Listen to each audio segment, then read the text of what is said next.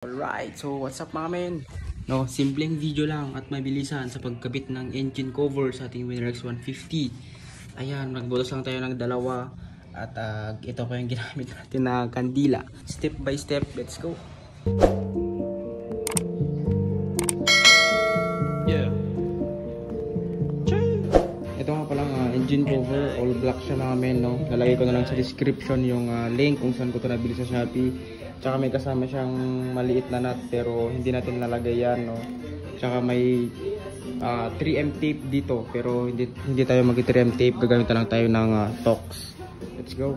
Dito nga pala mga men, meron tayong radiator cover pero hindi yan problema kasi okay lang yan. Dito muna natin pala tanggalin tong Torx dito, tong lock dito at yung lock doon. Bali tatlo lang yung tatanggalin natin. At kailangan pala natin ng 1332 na socket wrench, kandila, ang plies, tsaka itong maliit, itong gagamitin natin pambutas mamaya. So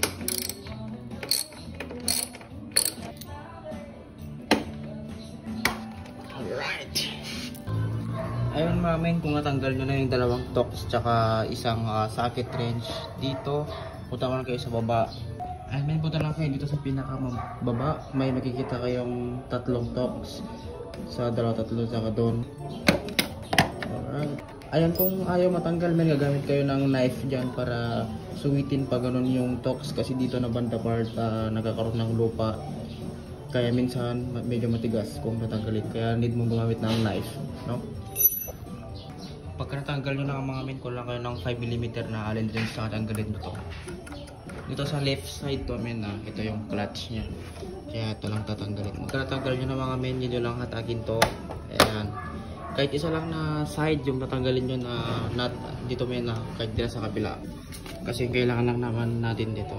Dito naman mga men, din nyo lang tong iangat pa. Ayan, then dito need mo lang siyang hatakin pa ganon. Alright, sa kabila naman. Ayan, pagka natanggal na yan men, dito mo naman hatakin mo lang siya pag ganito, hindi yan mapuputol men, no? Alright, ayan din yung kamay ko. Alright, okay. Yeah. Ayan, pagdikitin nyo lang mga men yung nalagay nating engine cover, no?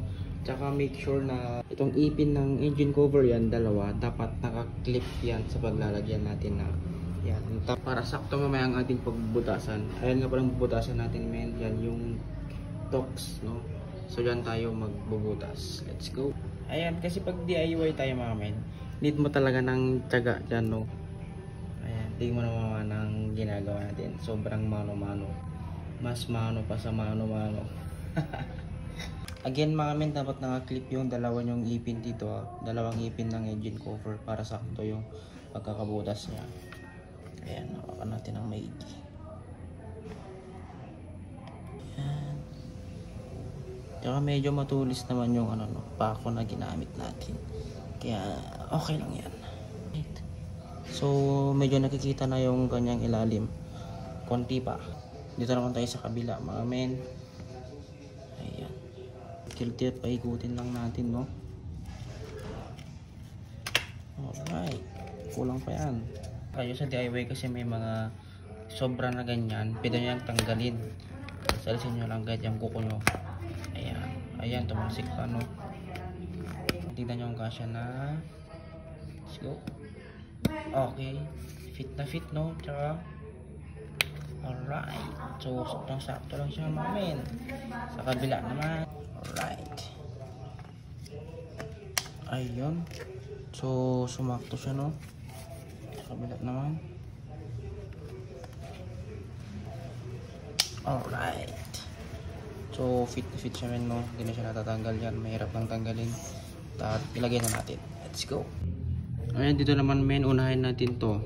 Sa pagkabit naman ito men, itutusok na lang yan doon na part sa may bushing. Ito, shoot na lang dyan muna men. Okay lang, medyo mapahirapan to eh. Okay.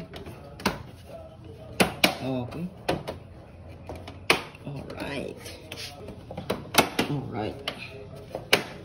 Ito pala men, kung makikita nyo, dapat itong kabila ganito yung kanya. Yan, no? Para wait lang. Yan. Kasi may mga iba men. Ayusin natin ito. Tanggal to. Okay. Yan.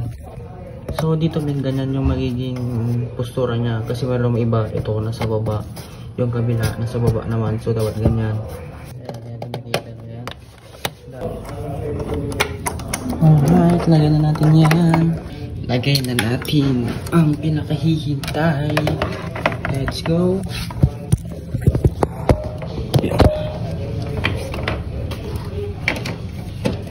Clip muna. Then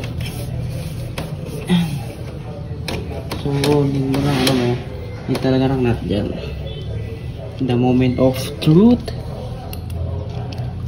Tox muna natin. Wow! Ayan, so nakuha niya no. Kahit na stock na tox lang, nakain niya yung tox sa kanyang lap. So, ang kanyang socket. Oh, let's go. Nakalak na, no? Okay, sak. Let's go. Push natin to. Alright. Alright, napakatibay mga men. Ayan, no? Kita-kita nyo naman. So, pakaganda. Alright, so naabot niya, no? Ang kanyang tox nandun. Ang kanyang pet. Ayan, thanks so much for watching and ride safe, man.